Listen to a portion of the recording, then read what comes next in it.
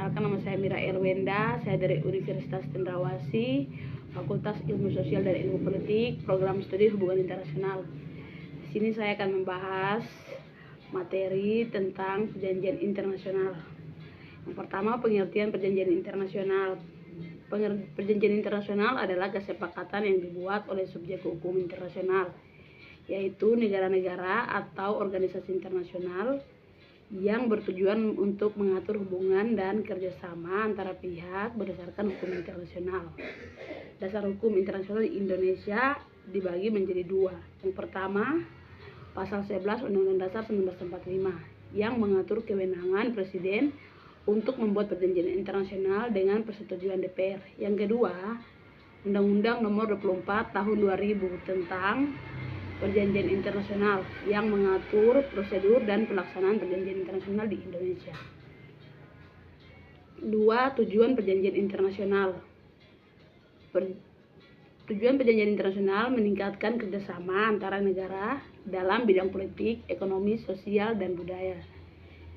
Adapun menciptakan perdamaian dunia yang berkelanjutan, menjamin keadilan dalam hubungan internasional, mengatasi global seperti perubahan iklim, konflik, atau perdagangan. Yang ketiga, subjek perjanjian internasional.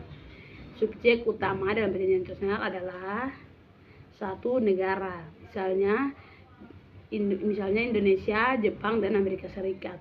Yang kedua, organisasi internasional seperti PBB, ASEAN, dan WTO. Yang ketiga, organisasi internasional. Yang 4. Proses pembentukan perjanjian internasional. Proses ini terdiri dari 3 tahap utama. Yang ke-1, perundingan atau negotiation. Yang pertama, pihak-pihak terkait melakukan diskusi untuk mencapai kesepakatan isi perjanjian. Dilakukan oleh delegasi resmi yang ditunjukkan oleh negara atau organisasi internasional.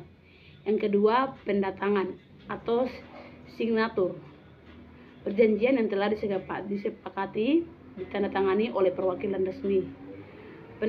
Penandatanganan belum berarti perjanjian berlaku sepenuhnya. 3. Pengesahan atau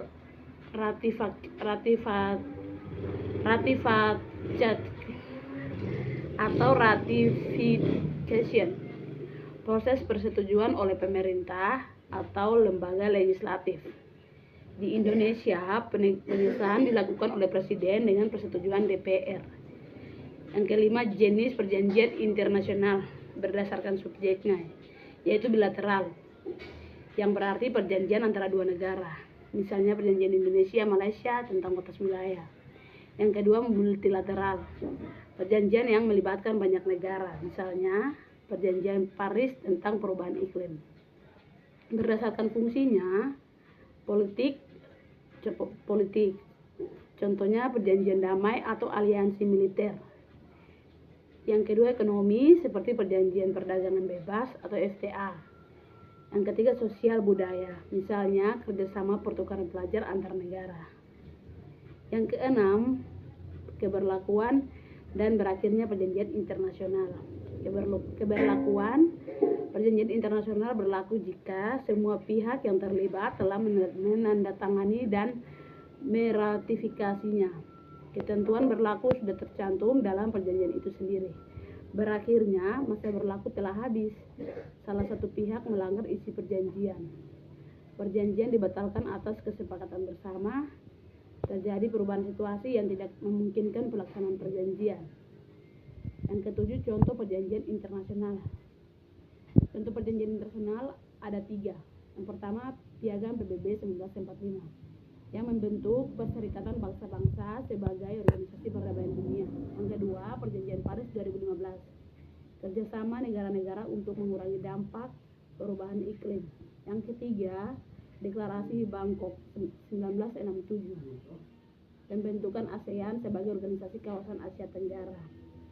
Di sini kesimpulan yang saya ambil yaitu perjanjian internasional merupakan alat penting dalam menjaga hubungan antar negara dan organisasi internasional. Prosesnya mencakup perundingan, penandatanganan, dan pengesahan, yang disesuaikan dengan hukum domestik masing-masing negara. Tujuannya adalah menciptakan perdamaian, meningkatkan kerjasama global, dan menyelesaikan masalah bersama. Contoh-contoh perjanjian seperti Piagam PBB dan Perjanjian Paris menunjukkan betapa pentingnya kerjasama internasional dalam menghadapi tantangan global. Sekian dari saya, terima kasih.